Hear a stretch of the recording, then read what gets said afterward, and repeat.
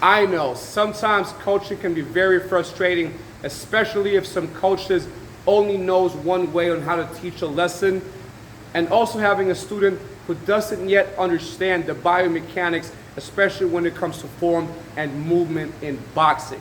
Hi, my name is Coach JR. I'm the head coach here at Lion's Head Boxing Academy in Bangkok, Thailand. Today, I'm going to give you some great coaching tips on how to go around and teach other ways when it comes to teaching beginners, when it comes to form and execution. So stay tuned. The first problem that we're going to address today is how to teach how to pivot that back foot for power when it comes to using all the rear hand punches, okay? When you're explaining how to pivot that back foot, right? You normally have to tell them to turn the foot completely and the hip along together with it, right? But understand that that's not always the case.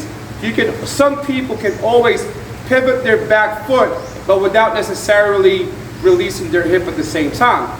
So you have to be very, very specific in how to teach certain biomechanics, right? The first problem normally is they would pivot the foot, but then they're also doing a little tiptoe where they're not making contact with the ball of their foot on the ground. So by doing that, yes, they are pivoting their foot, but they're also removing a lot of the power that comes from being able to really turn your foot by making contact off that ground, right? Once again, the pivot foot and the contact is your power source when it comes to punching. So always remember, you don't just try to tell them what to do. You have to be able to show them what to do, and on top of that, have 2 or 3 different ways of teaching it in order for them to be able to understand what you're teaching them. So in layman's terms, what I would normally tell them, imagine as if you're crushing a bug or putting out a cigarette on the floor. You can't necessarily do that by tiptoeing. They get a little idea of what's going on. I mean, I'm sure somehow, some way, you've stepped on something and you try to crush it, whether it's a bug, a leaf, a rock. So some people has that, they understand. So to some people, that's easier to understand, right?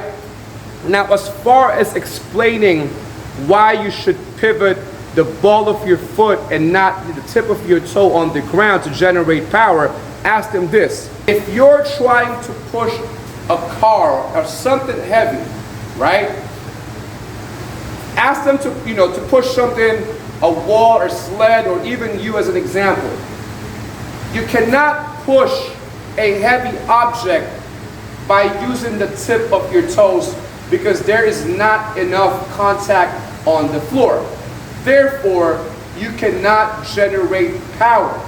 In order for you to be able to push something heavy and generate power, you need to use the ball of your foot to push, push, and push. So that's the exact same concept as when you're driving your foot to the ground, so that you're able to release that power off your hips and onto your punch.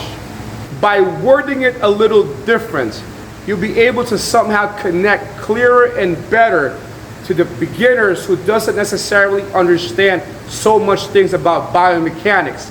Yes, you have to word it in a different way in order for them to understand. You need to simplify it as much as possible. Not everybody understands all these technical words, so it's your job to know it as a coach and be able to translate it to simpler terms to your students. Second problem we're going to address is almost the same thing, but then this time we're going to talk about the entire pivot. So coming off the first subject, one of the common problems that people do as well, especially beginners, when they're starting to throw their right hand in the beginning, when they're very aware of it, they would do this. It's beautiful, right?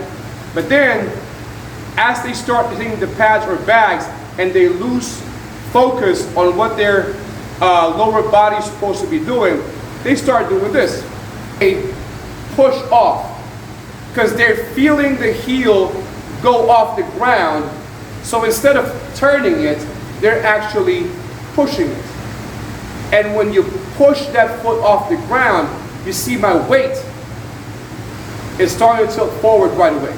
And we don't want that. We want the body to be as centered as possible, sitting down in the middle of your two legs. Okay? How do we solve this problem in the easiest way possible? Because sometimes you can keep telling somebody to pivot their foot, they just don't get it. So I'm going to show you a technique called kick the bottle, and it will solve all your problems right away as a coach and as a newbie in boxing.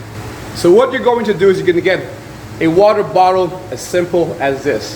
With some weight in it would be preferable, okay?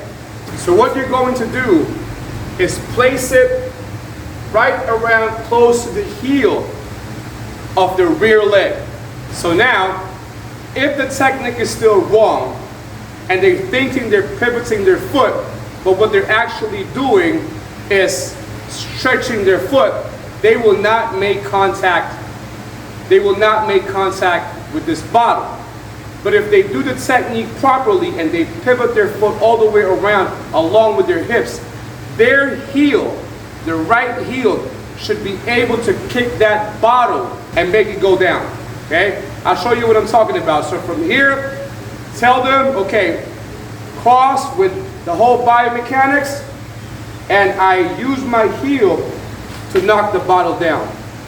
Therefore, ensuring that the heel is actually turning and not just lifting off the ground.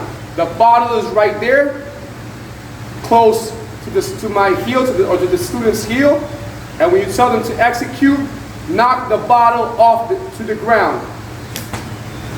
So now you have a perfect pivot movement that will drive the hip forward and transfer the power to that cross. I hope these simple tips are able to help you with your techniques, both from a coaching perspective and also from a practitioner's perspective. So once again, guys, do not forget to click subscribe, and there's more of these coming soon.